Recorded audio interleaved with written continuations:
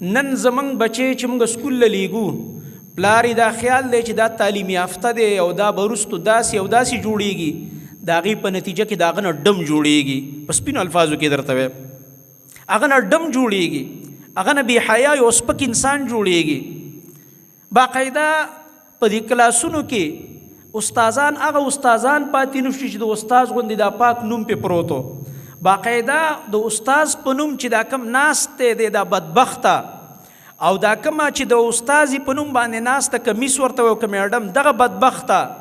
خپلو شاګردانو ته باقاعده په شلیدلو سترګو دعوت ورکوي چې راشئ چاته ښه ډانس یاد دی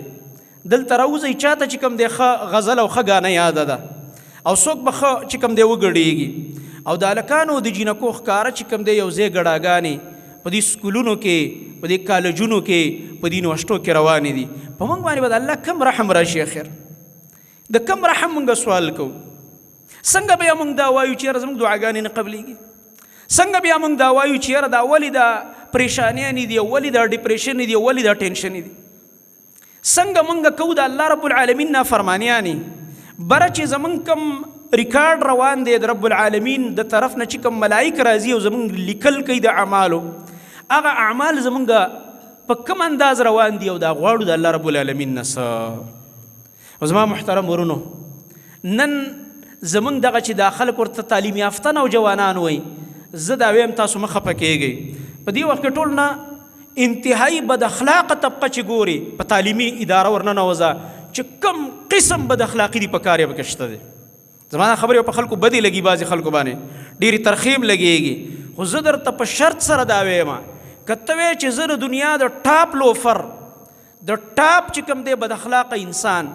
او د ټولو نه په ټاپ باندې چې دی په هر یو ګندګۍ کې ککړ انسان لیدل غواړم تعلیمي ادارو ته ورننوځم او ورشه زموږ د تعلیمي ادارو تماشه وکړه اخر د دې څوک سربراهان او د دې څوک ذمه داران شته که نشته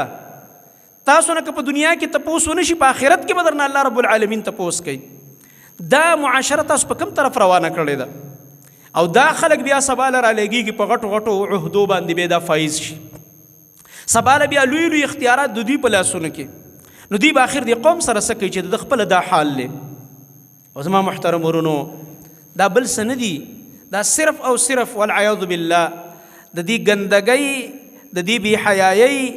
او دغه رنګه د دې بدکارۍ نتایج دي چې موږ یې ګورو ورځ په ورځ